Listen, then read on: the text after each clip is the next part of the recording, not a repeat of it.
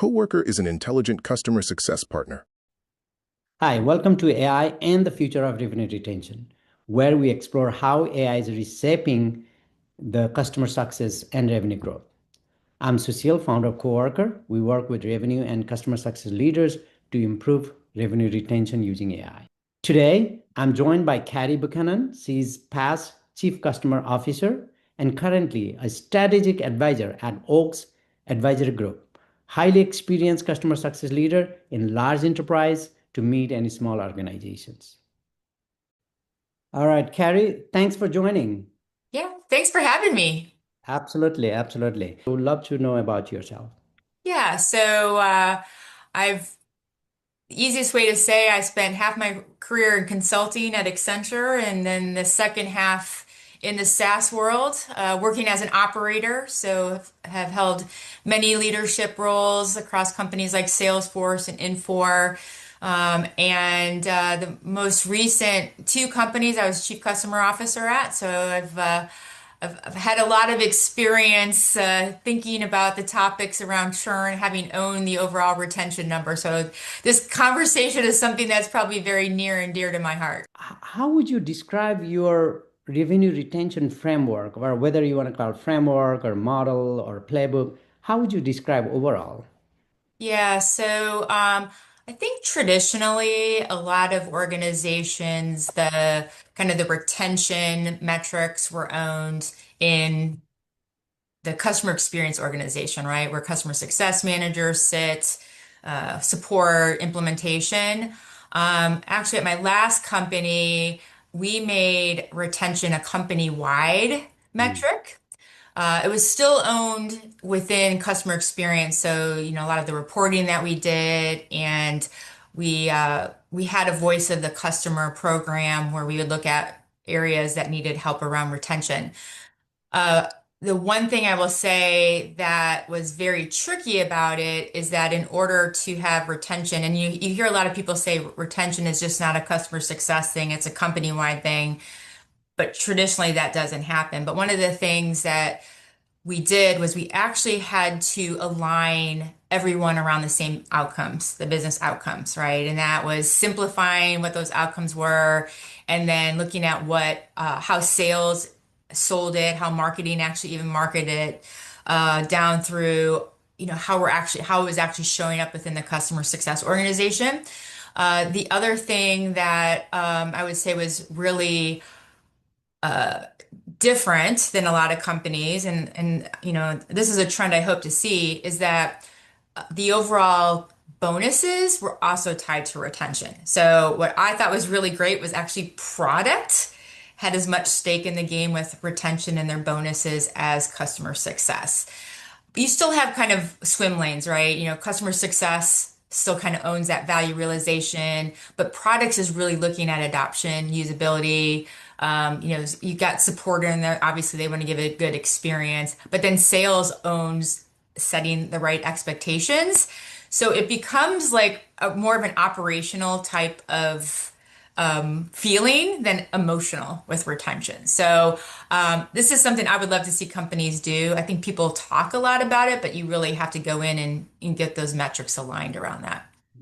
It's really great to hear that. And I know a lot of companies talk about it, right? They theoretically they talk about, well, retention is whole company's responsibility, but I've hardly heard anywhere where they Right. actually implemented and make the metrics Yeah. that owned by pretty much whole company. So Yeah. really, really great to hear that. And that's extremely hard, right? I think it probably, the last company I was with was a smaller organization.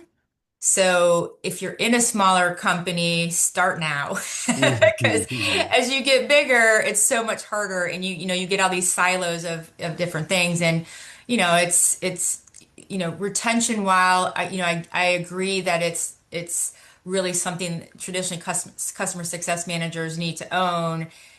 Right? Yeah, Retention starts from the beginning, right? It absolutely. starts from when the customer first starts getting expectations about the company. So Absolutely.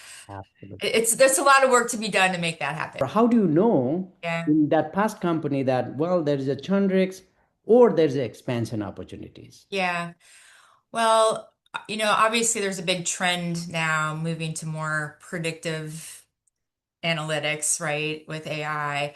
I think a lot of companies traditionally and probably are still in that idea of this customer health score, which you have to spend a lot of time thinking what are the different types of triggers that would say this customer is going the wrong way. I'll talk about churn first.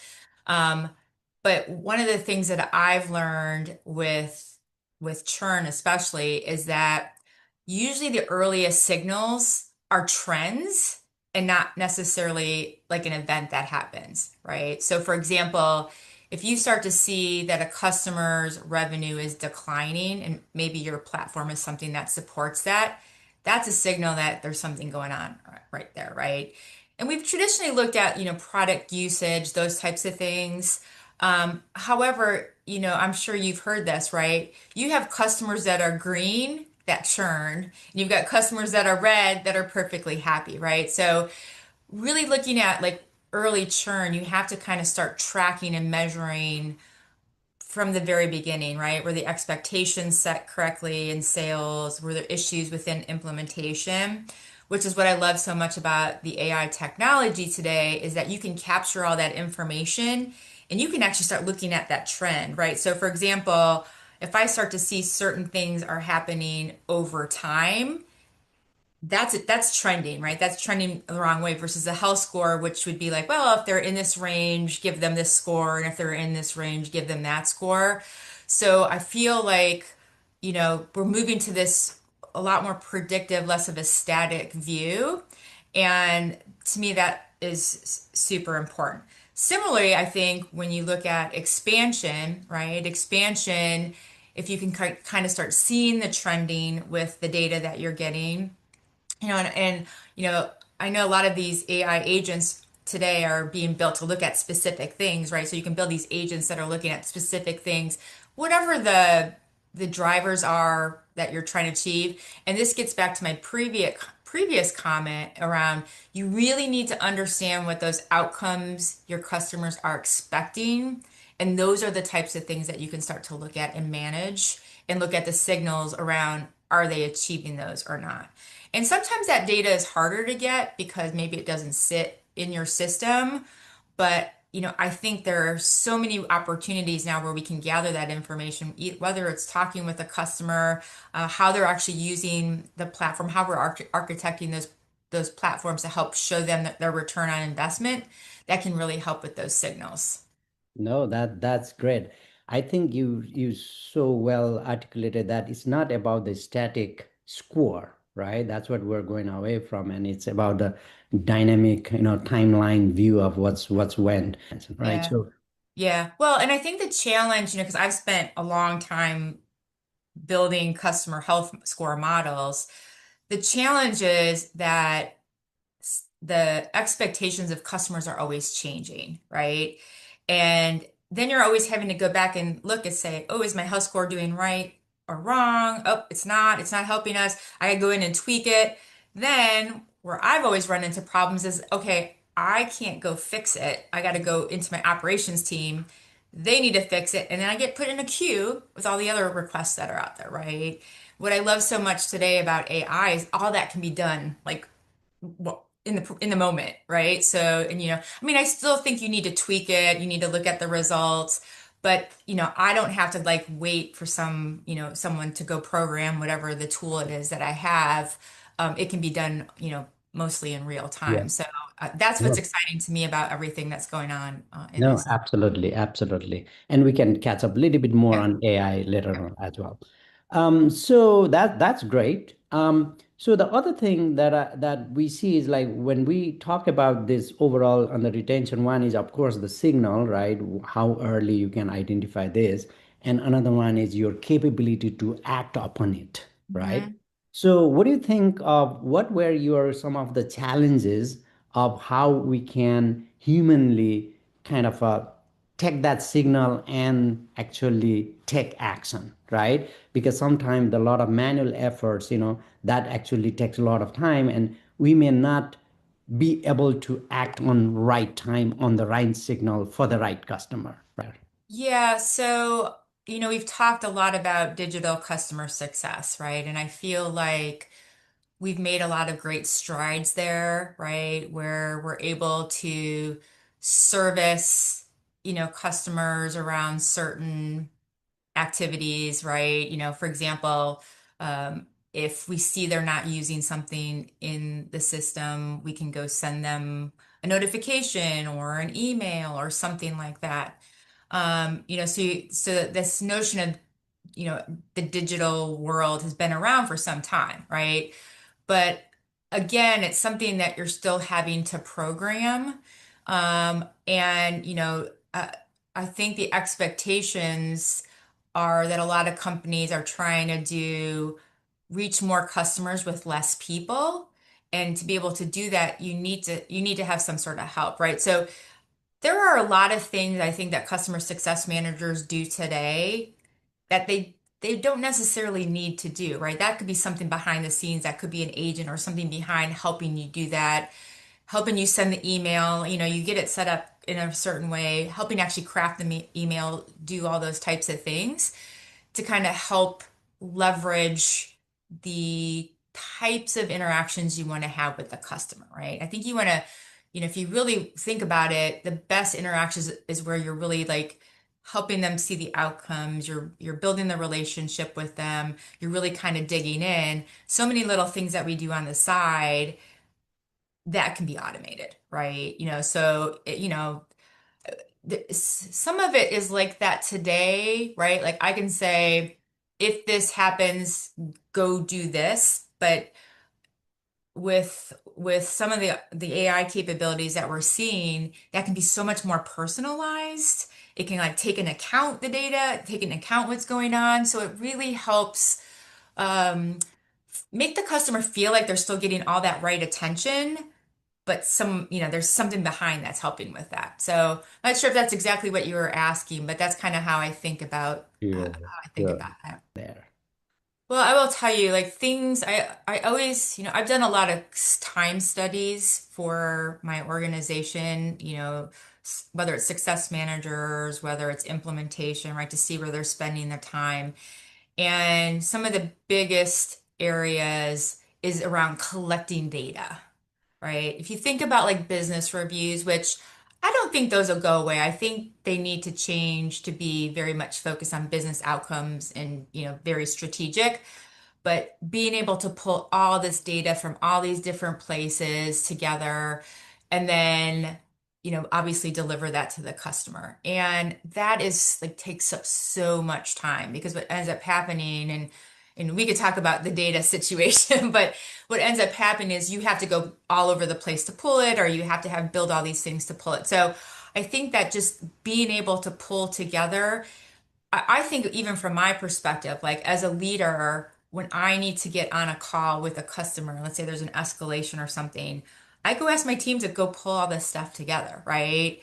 I mean, how great would be is that it's just so easy for me to push a button and I get this like summary and everything that's going on versus having to have the CSM go pull that together and do a brief. We used to do these like customer briefing documents, right? They're 4 or 5 pages long and you pull all that together. So those are the types of things where I feel like it's important work, but it's administrative type work. So that's definitely an area I think that Yeah. really helps with Yeah, no, efficiency absolutely. within an Absolutely. organization. How you are either at that organization or any other organization, how you are thinking AI in revenue retention, what's its role, in where you are on that journey, kind of trying to implement or explore or discover. Yeah, Any thoughts? yeah. Yeah, I actually just wrote an article about this because I've been thinking about it a lot. And I think I think a lot of companies or a lot of people, including myself, are starting to move towards maybe this cautious but more active kind of thinking about AI. However, I think we're still really thinking about it in silos of how we are using it. And I can explain that a little bit, right? So, um, if you look across a company right now, I don't know how many different systems applications people have, right? But everyone has a little bit of AI in there, right? And so as a leader, within the customer experience world, I have my tools and I'm thinking about how could I leverage AI here? How can I be more efficient here? One of the things that I've been thinking about is because I feel like what we're doing is we're adding AI to already maybe broken processes, broken workflows, right? And it's a daunting task to say, well, what if I were to start all over and think about it differently? Because I have this like connected vision of everything just kind of flows through the organization, right? And you're kind of building on everyone's different things. And it becomes like this overall application layer, application architecture layer, where that workflow kind of pulls from every different thing versus having these almost, because I almost feel like we've been working really hard to break down the silos between our functions. We're almost now building AI silos, right? We have access to the same data, but we're all going about it a different way. So I feel like we are probably, a lot of companies are still kind of exploring it, maybe are a little bit more cautious. They're doing a few things within their organizations. I like to think, and this is because, I was in consulting for 20 years and I was an application architect. And this just dawned on me like last month. I'm like, I'm not thinking of like an application architect right now, right? I'm thinking about like, this customer experience organization and how am I going to make improvements there. So, I do think, and I think that's what's beautiful about a lot of tools out there is that you can build these agents or whatever that they don't care what organization it sits in, right? They're just doing a function, right? They're doing a capability, right? So then you just have these like almost like capabilities that, go across. Like if you look at a workflow, like what does that customer experience look like and how would they interact at different times? And then you have these, sometimes it might be a person, sometimes it might be an agent that's then doing the work across the overall life cycle of that customer and not just like during certain moments of time. So that's kind of how I'm thinking about it. I'm getting a little bit brainwashed, I think, because I've been spending some time thinking, like talking to some of the AI like gurus that are out there. I'm like, yes. I mean, it's easier said than done, right? When you get into a company, but I do think in a lot of enterprise companies, a lot of them already have like governance models, center of excellence. So it's like, how do you work it in there? But then in companies that are, younger starting up, you have this great opportunity to just kind of start from scratch, right? Versus like how we always used to do it. You know what I'm saying? So that's kind No, of how I was thinking about that. And I think back to like we were talking about previously just around like the productivity and the efficiency. You almost think about when you think about these different groups, right? And they're all looking at things differently. There's almost like this interpretation tax that sits on top of each of those, right? So mhm, I am interpreting the data a certain way. I'm doing it a certain way. I'm doing mhm, it a certain way. And even mhm. if you're building those models within there a certain way, it's still an interpretation, right? So if you can like bring that interpretation across, right, you get this insight across, then that tax goes away, right? And Yep. you're all like working from the same place. And plus, when we have a human working on each of those silos, there was a cultural barrier or like a human emotions barrier to make Yeah. it more collaborative. Now there's the AI agents. Of course, we can make AI Yeah. agents collaborate with each other, right? Then I there's mean, no. I know a lot of people are worried about it. I love it because I think about how hard it has been in the past to do our jobs. And we're taking some of that away. Now, maybe we won't have as many jobs.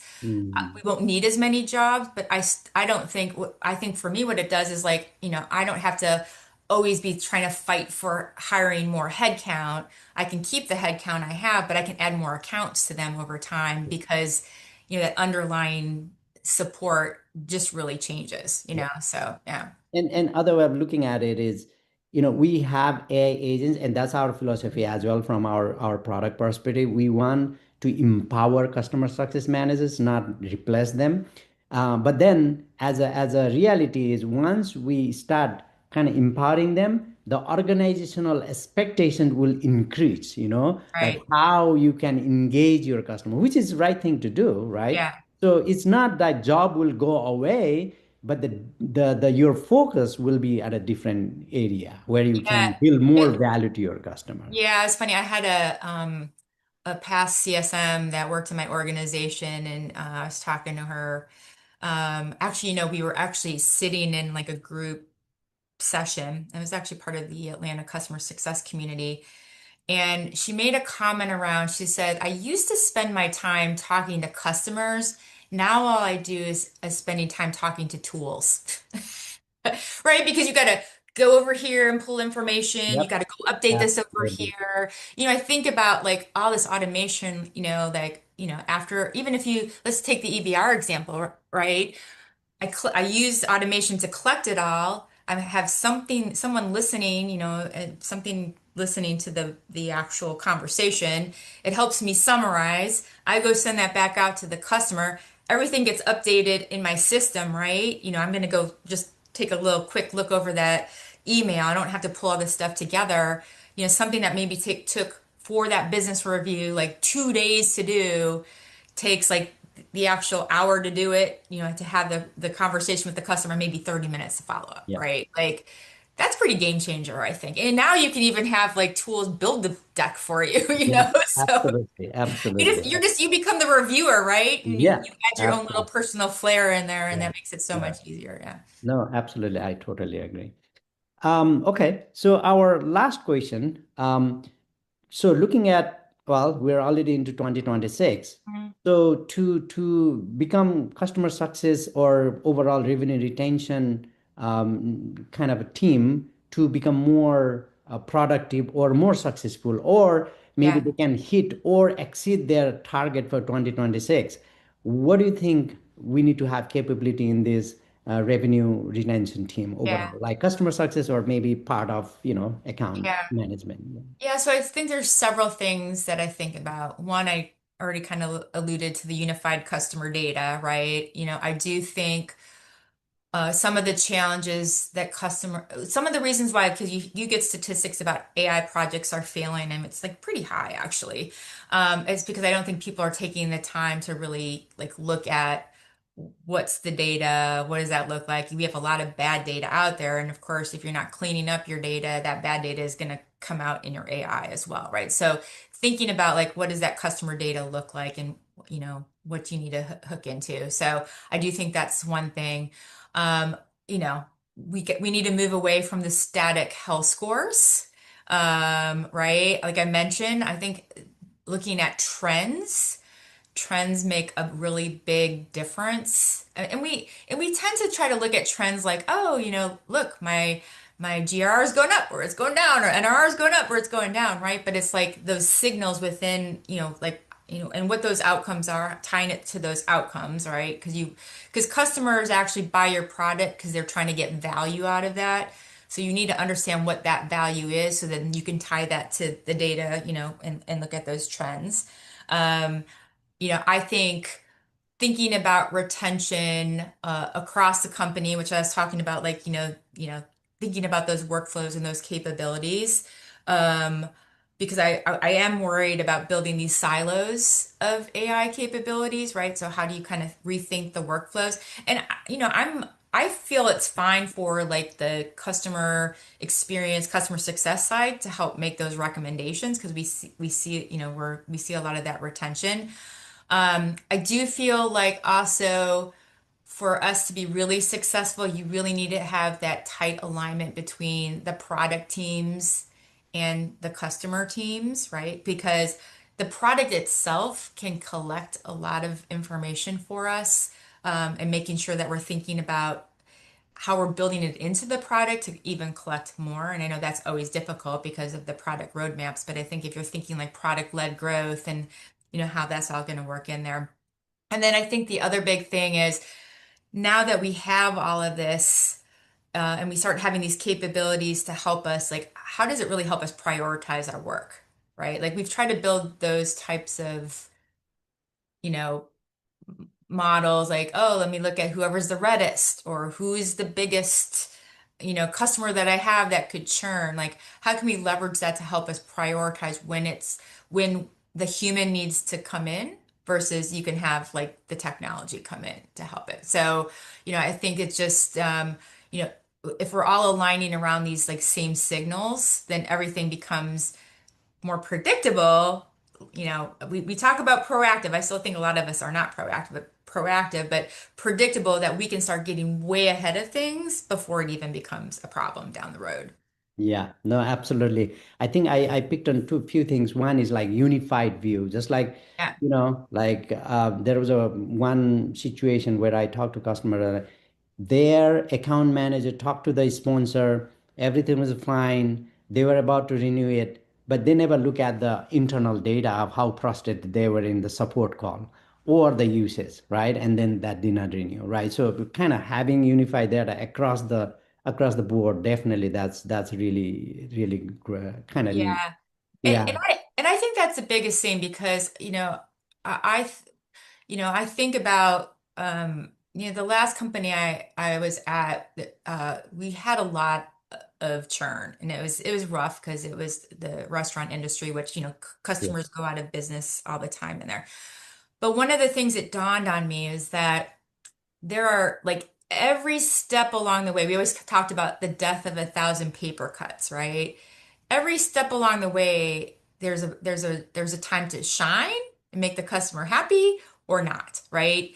And if you can kind of collect those along the way, you can start getting that signal way earlier, right? I mean, if a customer is not having a good onboarding experience or implementation, that right away they're going backwards, Yeah. right? There's so many of these things that happen over time, and we've relied so much on people to be like, okay, right, put your notes in the system Mhm. so that we know. And then put your notes over here. Oh, you might need to raise a risk. There's a risk. I mean, we used to have all these risks, right? Well, that's great. This customer has 10 risks, but we're not doing anything about it, Yeah. right? They're Yeah. just 10 risks. Yeah. Instead of like, okay, if the customer has two, we need to jump in, right? So I think having that kind of like view of less around the functions and how a customer flows through it and more around a capability, Yep. right? This capability comes through, right? It's a new customer or it's Mhm. an escalated customer, right? There's different things that will happen. Such an opportunity for us to like think about like if we take that kind of flow and how do we use, everything in our toolkit, right? Not just the people, but the technology. Mhm. It helps us get way ahead of that Yep. Absolutely. potential, customer wanting Yeah. to leave. Yeah, So and actually, just piggybacking on that, there was a one article which says that every problem that you kind of get or issue that you get from customer, it's the opportunity to wow them with solving them, yeah, so that you can actually is not the resultant effect is positive rather than negative. Once yeah. they get the problem, Yeah. Well, I and think what's that. interesting, what's interesting, I will say something just is sometimes the customers aren't aware that they're getting themselves into a problem. You know what I mean? Mhm. Like they might not be aware, let's say, like their revenues are going down and and you could start to catch that right away versus like 3 months later, like, oh my gosh, like what's happened, right? Because they're not even watching that. And I do think that's what I was saying with the product. There's a lot of opportunity even in the product to be able to recognize those things and get that out there right Yeah. away too, right? And that's like I think about like, the one thing I would definitely just ask everyone as they're thinking about AI is always think about it from the customer experience perspective as well, right? Like, let's don't get back to being so internally focused. It's all about us. Like, let's leverage AI so that it's also thinking about how we make that experience better as well. Absolutely.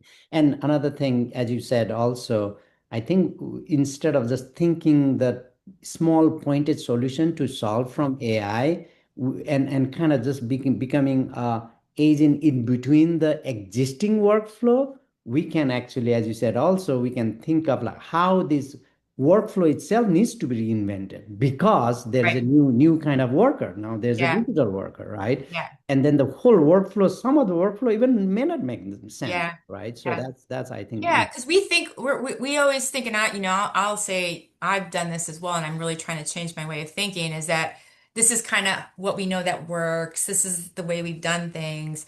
this is an opportunity for us to say, what if we could do this, right? What would, I always think about like, what would AI do? You know what I mean? It's Right, like, right.